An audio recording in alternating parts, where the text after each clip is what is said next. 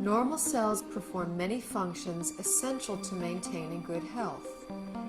They must be able to take in nutrition and eliminate waste or toxins.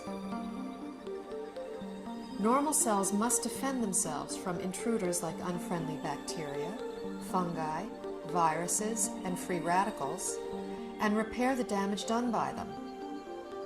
In addition, cells must work together as a team, communicating with other cells to achieve optimal organ and immune system function. Research has already proven our cells need certain essential nutrients, 26 different vitamins, 72 or more trace minerals, numerous fatty acids, and amino acids. Since our bodies don't produce these, we must get them from our diet. Recently, scientists have discovered that there are at least 8 sugars, called monosaccharides, that our cells also need for optimal function.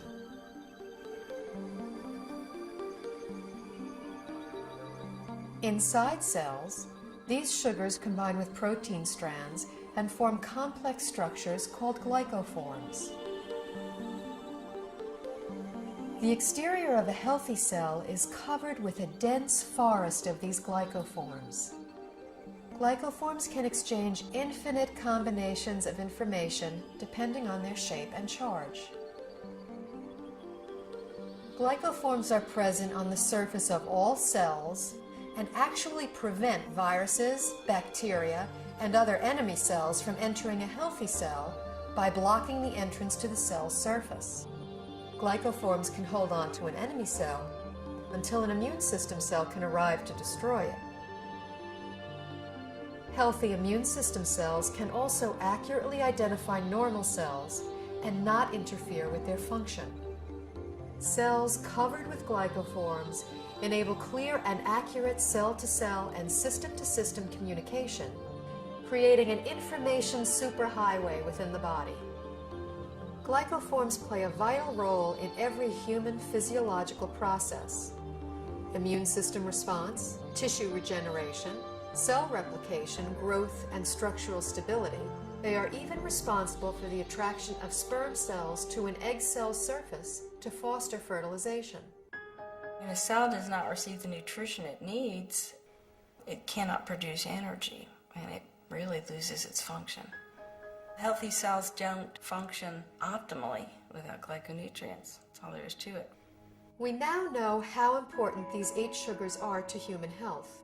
The problem is, only 2, glucose and galactose, are readily available in our modern diets. A fraction of these other 6 sugars can be gotten through diet, but modern agricultural methods, food processing, widespread use of toxic pesticides and chemical fertilizers have all but eliminated them from our food supply.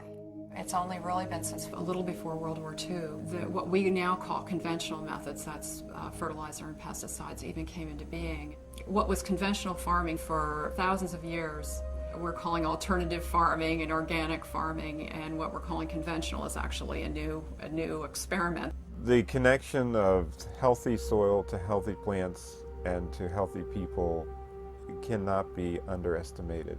Most farmers don't use organic fertilizer because of the economics. The government farm programs reward the use of conventional fertilizers. And then also many farmers grow for big agribusiness companies. When you're dealing in mega farms, the ideal crop is to pick the entire crop one day, get the pickers out of the field, get the money out, plow it down and put another crop in. Optimally, you want the fruits and vegetables to stay on the vine or on the tree or on the plant for as long as possible, because in those last few days before ripening is when the essential sugars are brought to the fruit or vegetable. I compared nutritional content of food from 1982 with what statistics are for 1999. I was amazed at the nutrient decline in many fruits and vegetables. Overall, it was an average 25% decline in nutrition across the board. That is staggering. It's shocking. Without vital sugars and a variety of other micronutrients, cells cannot create glycoforms. The result is a breakdown in cellular communication and immune system response. Depleted cells are unable to defend themselves effectively, so cell structures can be damaged and are not effective in healing and regenerating. In this weakened state, cells cannot communicate effectively, compromising the body's ability to identify problems. They are also unable to destroy pathogens such as viruses, bacteria, and fungi, and cannot identify mutated cells so the immune system can eliminate them. For example, when a person suffers from an autoimmune disorder, their compromised immune system may respond inappropriately and treat altered normal cells as intruders and destroy them.